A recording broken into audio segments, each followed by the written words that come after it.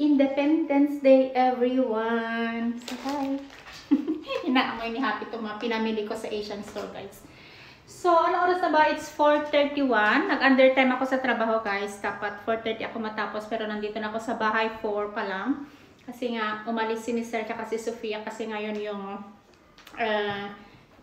celebration ni na Sofia at nung kaibigan niya sa mga classmates niya, sa mga girls classmates niya. So, pumunta sila sa isang, para siyang park or amusement park. Basta yung, ano bang tawag dito? Akyat-akyat sila. So, yun yung activity na today. So, si Ronnie na lang ang pumunta. So, for today's vlog, guys, para may vlog tayo ay i-haul ko itong pinamili ko kanina before ako pumunta ng trabaho. Ay nagpunta ako ng sentro, bumili ng mga 1 banana chips, 2 banana chips, 3 banana chips. Pinakyaw ko na, guys. 4 banana chips and 5. Tapos may isa sa bag ko, binuksan ko, binaon ko siya kanina. So 6 yung kinuha ko. Actually kinuha ko lahat yung naka-display kanina sa Asian. So baka maubusan tayo diba? Buti na yung may reserva. So, ano pa ba ito, guys? Napaka-importante nito sa akin. Sinigang kasi nga mahilig ako sa sabaw-sabaw. Mahilig sa sabaw. Tapos bumili din. Dalawa. Bumili din ako ng Shanghai mix. Sardinas. Bagoong. Isa sa pinaka-importante din ito. Soy. Ito nga yung Mang Tomas. Halos Pinoy foods yung nga binili ko. Nataon sa Independence Day. Hindi, wala na kasi ako maabasto, guys. Kaya eto. May tinda din sila. Nakita ko yung ano ba ito? Yung walis ting-ting. Ay, hindi walis ting-ting. Walis tambo pala.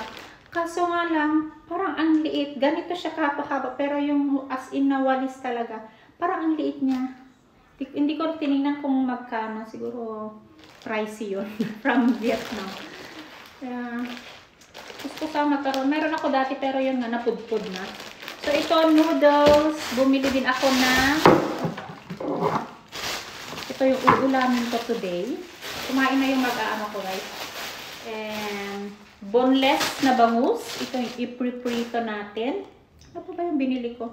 Akala ko yung dami-dami Ayan, coconut juice or buko juice, okra, ay ipaparis ko siya dito sa may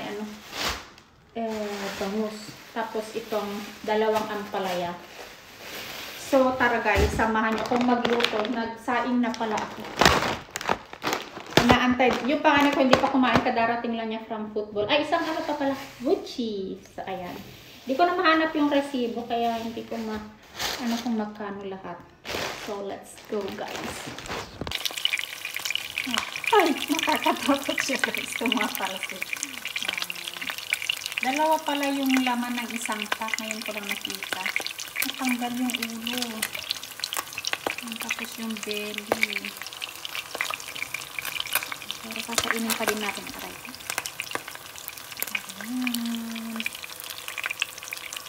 Wow! Dinagyan ko ng sariling effect. So, ayan, guys. Kain tayo. Tingnan nyo naman ang sarap. Inano ko na tong okra. Inumpisahan ko na. Siyempre, dito yung bagoong natin. At saka toyo. Ayan. May soda tayo dyan. At ang sangkatutak na kanin. Ayan. Kain tayo, guys. O, diba? So, ayan, pang malakas ang ulam na naman, ang bagoong at okra. Magluluto na yan. Siyempre, taas natin ang ating pao. Nag-sweater, cardigan kasi medyo malamig. So, ito yung ulo. Yan. Left and right.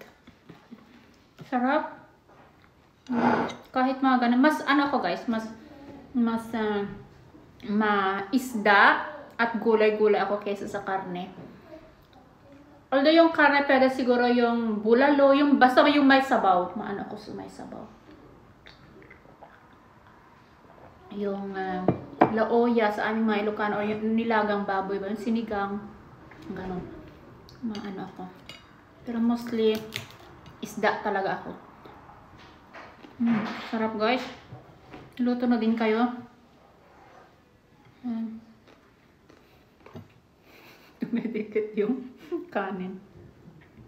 Sa amin noon, sa Pamplona, pag kumakain kami, laging mayroon yung pagbugwan, ang tawag dito, yung nilalagay sa tabo yung tubig or malukong. Ano bang malukong? Like this, yung iskol. Ano yung iskol?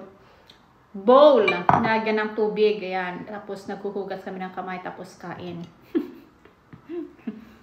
Ayan. Ang sarap.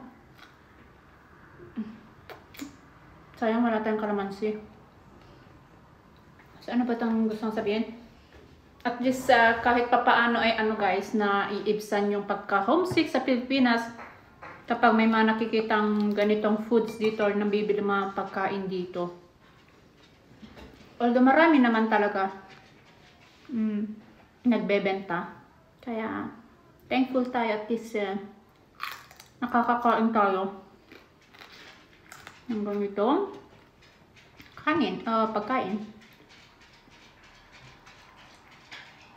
Walang kapoys-poys guys.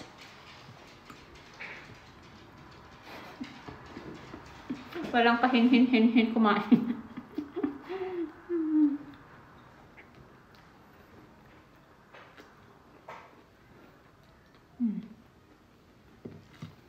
Saan natin to?